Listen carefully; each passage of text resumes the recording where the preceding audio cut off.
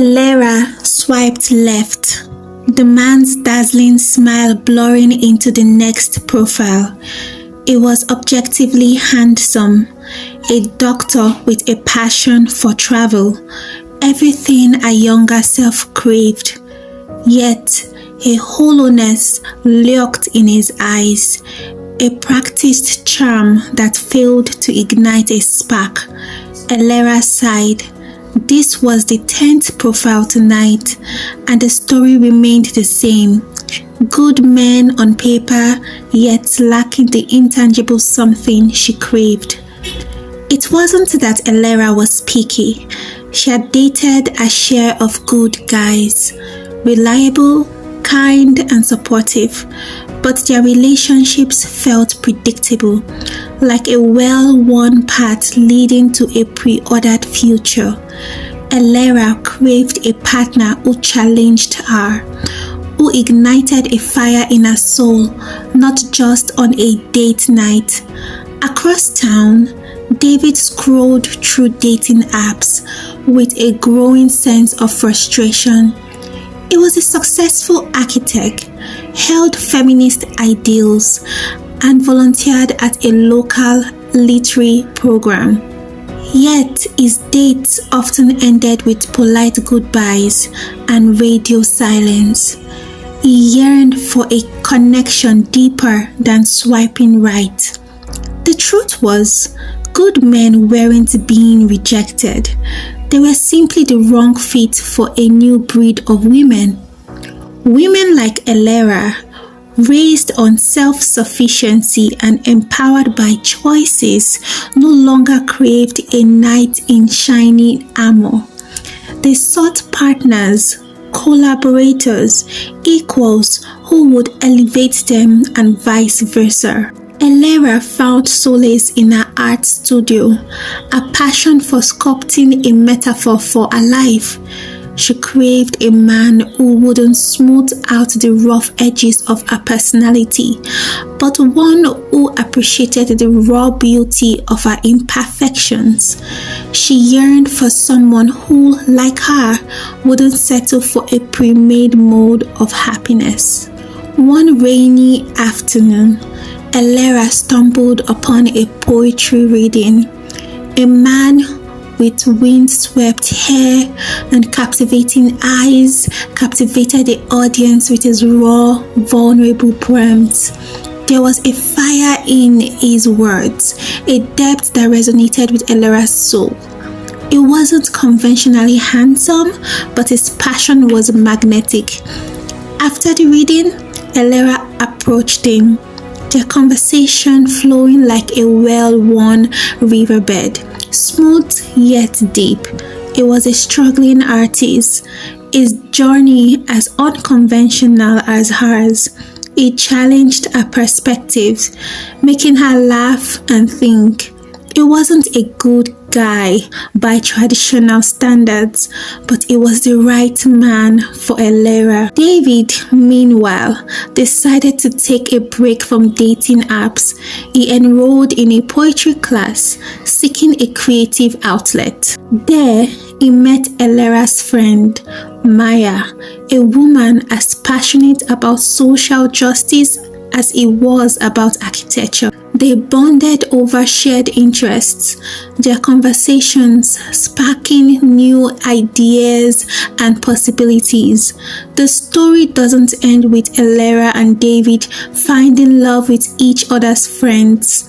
The point is, good men weren't being rejected.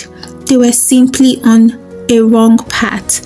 In a world where women crave more than stability, men needed to offer not just security, but a spark that ignited their partner's passion and dreams. The future of love wasn't about damsels in distress or knights in shiny armor. It was about finding partners who embraced the beauty of imperfections, who challenged and inspired each other on a journey of mutual growth. It was about good people finding the right fit, not just the good ones. Hi guys, welcome back to my channel, Everyday with Idara Iyang. If you've not yet subscribed, this is the right time to do so. Kindly click on that subscribe button and turn on the notification for more videos from me. Thank you. So today we're talking about this question: why do good men get rejected by good women? Yes, why do good men get rejected by good women? I hope that you enjoyed this short video story that was played at the beginning of this video. It's just a prelude into this video. I'm just going to tell you two stories first, okay? So I've heard this story before where there was this is going to be happening in a church setting, because most times the self-acclaimed good men are usually in the church. So sorry that this story is in the church, okay? So there is this church guy and church sister. Both of them really love God, like truly born again, you know, not pretending, living two different lifestyles. They're truly in love with God. And then this Christian guy, very prayerful, and is ready to get married. So he prays to God, but then he realized that he's in love with this sister. So he keeps praying and asking God to show this sister that God is God is in support with us getting married, dating and getting married. And it took him time for him to approach her, but then when he finally approached her, he could not muster up the courage to tell her exactly what he wanted. So he started off as friends, which the Christian sister appreciated, you know. So they kept on being friends, greeting each other, praying with each other. And from the girl's perspective, she suspected that this guy likes her because he's always calling her, always wanted to be around her. She suspected it, but she waited patiently for him to say something, but he did not, you know. And there's this other guy, is not like very prayerful or always coming to church. It doesn't even belong to any church department, but it comes to the same church as this sister, and they also go to the same school as well. This other guy is not someone you can categorically call a good guy, but you cannot also categorically call him bad either, you know. But it doesn't just fit the criteria of church going, prayerful, dating only to get married. No, he dates and see if he can get married to her. If not, it's not really that interested in that. He also doesn't have this rule of no sex before marriage, you know. He just does his things. But then he fell in love with his Christian sister, and then anytime he comes to church, he always wants to be around her. Anytime they go to school, he always wants to be around her. And then when he's around her, he makes her laugh, makes her smile, he flirts with her, tells her, you know, you're very beautiful, you know. It makes his intention known, but then not explicitly at the beginning.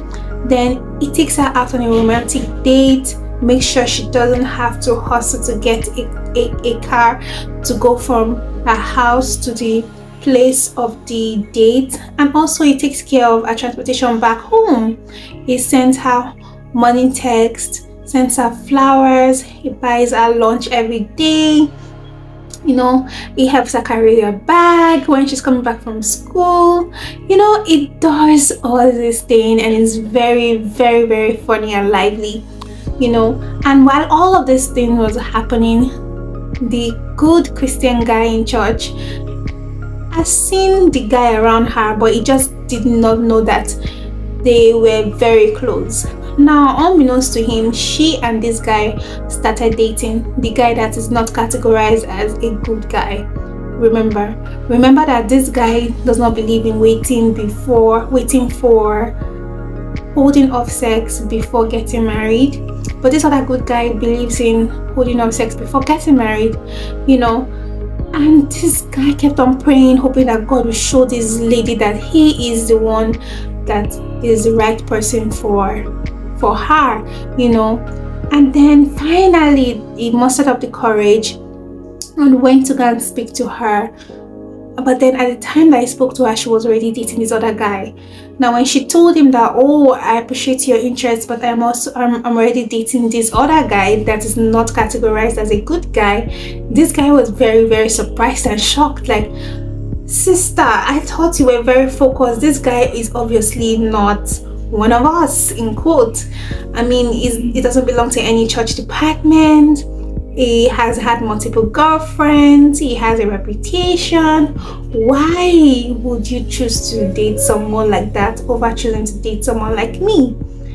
And honestly, the girl could not give a very good answer, but she basically told him that she's not as interested in him as she's as interested in this other guy. Now when you compare the both of them, because I can relate, because I am also someone that is categorized as a church girl, there's a way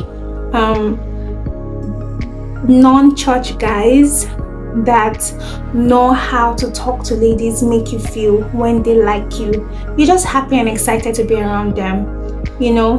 Now the second story will tell you why. I was talking to one of my friends. He's also categorized as a good church guy. Yes, so we're talking about the same issue, and I asked her, why do church good guys, why are they boring? Like, basically they don't know how to flirt. They don't flirt. They just, if they're interested in the sister, they just make sure they're around the sister all the time and pray together and all, but then they don't do much more than that. And then he said that because these good church guys are Christians and they don't want to get tempted, that's why they don't do things like that. Let me explain it further based on what he told me. So he told me that these good church guys are men, like they are attracted to women, but then they don't want to act on that attraction. So they decide to hold that part of them back until when they can express it to the right person in the place of marriage. But then in holding that part of them back, they become boring because they don't easily flirt, because they don't even know how to flirt, and they don't even want to know how to flirt, because remember, they are holding that part of themselves back so that they can withstand temptation as much as possible. So this leads to them being boring because they're not flirting. Oh, you look so beautiful. They're not holding the girl's hand. They're not smiling so much with the girl. You know, they're not thinking of taking the girl out on a date and expressing their feelings, because remember, they want to hold that part of themselves back so that they would not fall into temptation and end up having premarital sex. So that is what my friend told me. So the byproduct is that they just become boring. So this good Christian girl that wants a good Christian man ends up with someone that doesn't make her feel excited when she's with them. But that is the type of man that they're praying for in terms of their attributes. But then this non-good guy flirts all the time, so he has experience with flirting. He knows how to treat a woman. He knows how to make a woman feel very good because he has done it so many times. And so you end up having someone that is so exciting. He takes you out on different dates.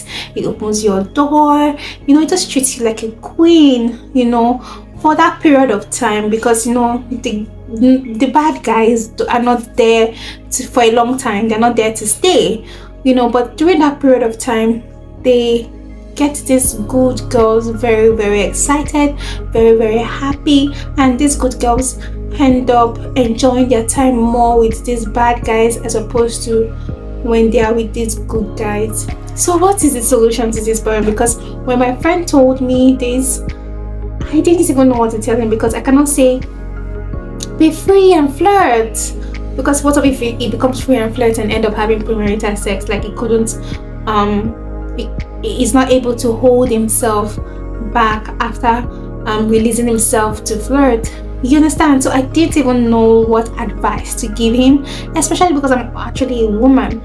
I've never been a man before. I think the best person to speak to him and all other good guys will be a good man that is not boring, because there are a number of good men that are not boring.